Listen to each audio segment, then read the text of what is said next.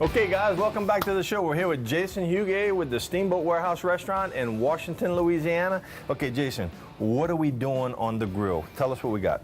Okay, today, Keith, we're going to make it's two special items that we do, on occasion at Steamboat.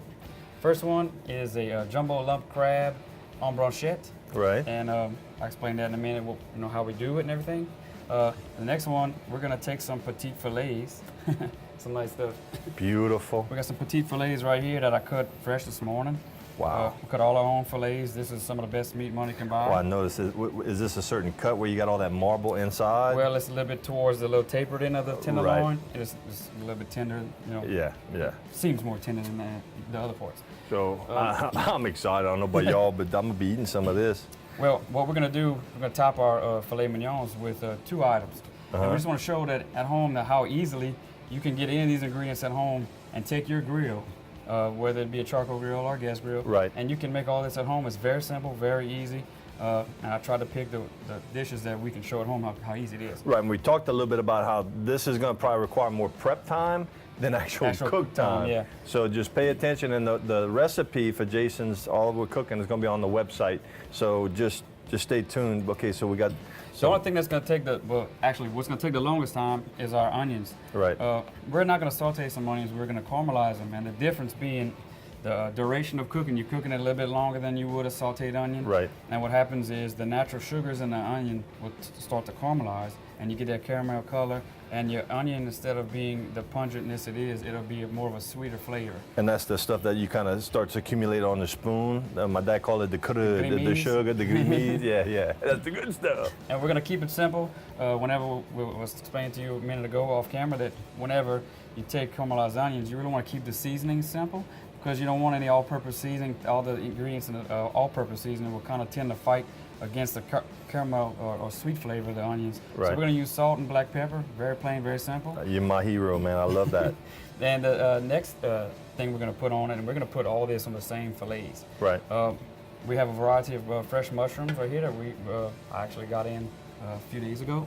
We have the first one right here would be some shiitake mushrooms, which is one of my favorites. Right.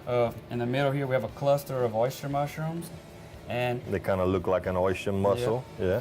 And also we have some cremini mushrooms, which you can find in your local grocery store. Like little baby portobellos. Yeah, and like we were saying earlier, you can find this at some of these specialty grocery stores in Lafayette or some other places around here. You can probably find at Walmart may have it. Now, if they can't find this, I mean, even the white button mushrooms, I mean, you could even do that, right? Yeah, okay. Well, we just try to take it up a notch, you know what I'm saying? Oh, yeah, we're going to go special. Yeah, there you go. Yeah, okay. So you want to show them how to do one of them en brochette?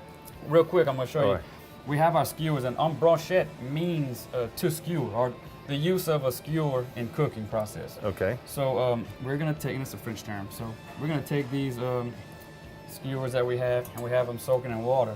And some people may know already, we do that to kind of keep them from burning when they're on the grill. Right. So what we're going to do is take our skewer first, and we have some pieces of applewood smoked bacon that we've already sliced up. See, you didn't tell me it's applewood smoked bacon. That's like God's gift to man. And this is Hormel. It's one of the best ones you can get. It's somewhat expensive as far as bacon goes. Right. But you get what you pay for. But the flavor applewood. So we're going to take one of my favorite things on earth, jumbo lump crab meat. I can eat that. I mean, those two things right there. Just like what that. else do you need? Nothing.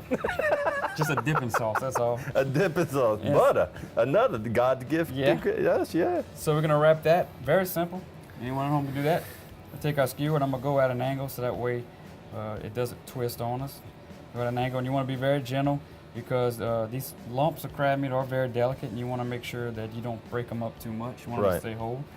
So now, lump crab meat, it's seasonal. You should be able to find that year-round, or is it more prevalent in other times of the year? Well, it's more prevalent at the crawfish off-season. Okay. The same time when you get fresh soft-shell crabs, usually it's around May till the real cold season starts. Right, right. And you can always get crab meat. There's always pasteurized, there's always frozen if you really want, but the good fresh crab meat is going to come at that time. Okay. So we can take these, and what we're going to do in a few minutes, we're going to season them up, and we're going to baste them with our basting liquid.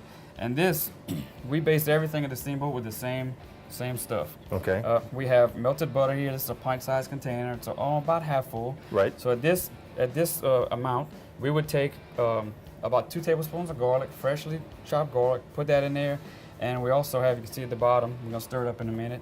At the bottom we have a Worcestershire and lemon juice 1-to-1 mix. And we probably have about 2 tablespoons also of that. Okay. And that gives everything that you're gonna cook, seafood, steaks, and everything, it gives it just that little bit of flavor. Especially seafood, you want that little tartness in the butter. Right. Of course, butter keeps it to stay moist. Butter's butter, bro. So we're gonna do that. Well, And, little birdie's telling me we got to go to commercial.